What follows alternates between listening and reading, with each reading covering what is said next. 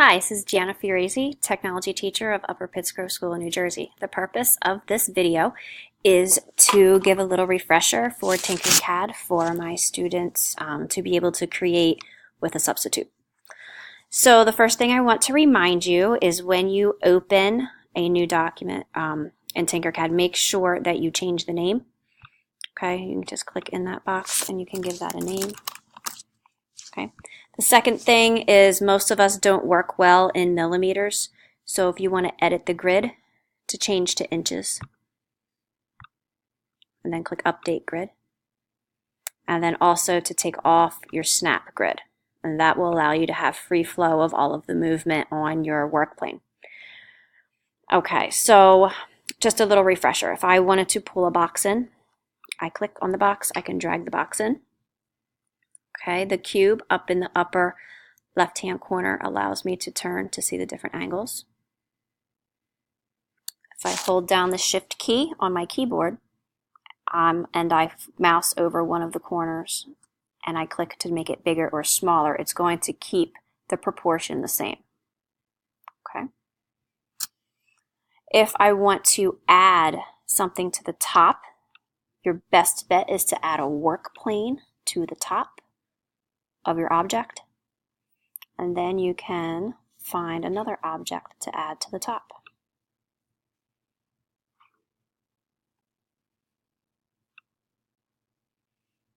If you want to push that object down a little bit, the little triangle at the top will allow you to push it down and sink it into the first object. Okay. If you're like me and you want this to be perfectly in the center, there is an alignment tool for that. So the first thing we'll need to do is to get rid of the work plane by clicking and dragging a work plane onto the empty orange area of the bottom. Okay. And then we're going to need to highlight both of your objects. Right up here is the alignment tool. When I click on the alignment tool, I can see what would happen if I mouse over these. So if I click on this button, do you see how it would make my square and my cone kind of go into each other? And that's not what I want. This one looks like it may adjust the angles. Okay, so I would want this to move. I would want this cone to move over a little bit. So I would click here, and now see how it looks like it's more centered. Okay, click off. And if I want to group those, I click and drag over everything.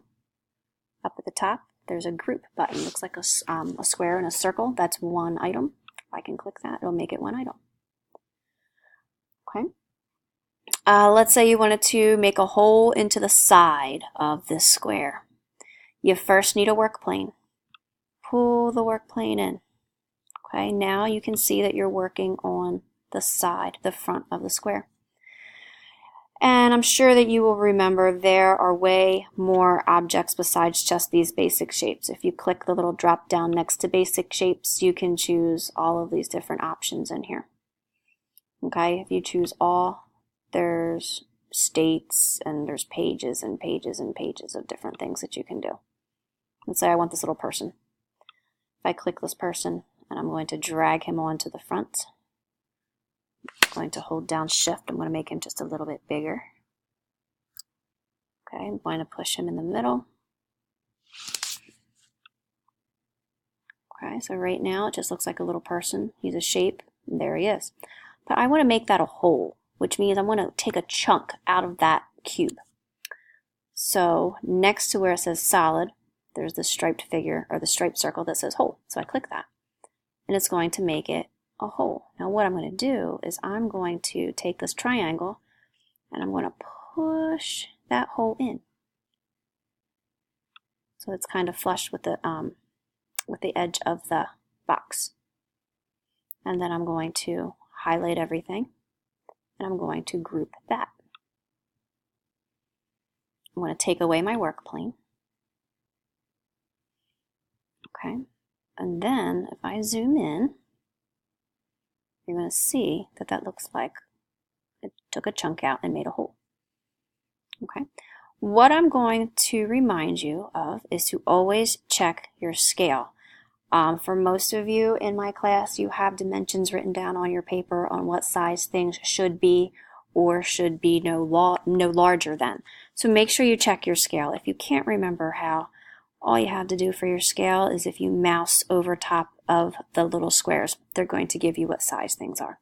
So if you wanted this square to be 2 inches by 2 inches, you could click on the square and then come over here and just type 2, enter, and then come down to the bottom one, click in there, type in 2, enter, and then it would automatically adjust to be 2 inches. Okay. If you wanted to adjust the height, you can do the same way. So if I wanted this to be 2.5 inches high, I could click on my height, my highest little square, find where my height measurement is, and I could put 2.5, enter, and it would adjust my height to be exactly how I want it. Now, another important thing to remember is that, I'm just going to move this up so you can see what I'm talking about. With 3D printing, you cannot print on air. You have to have your object on a work plane. So right now, you can see that I have some space underneath of there. Nothing would print. It would look like a little rat's nest of plastic.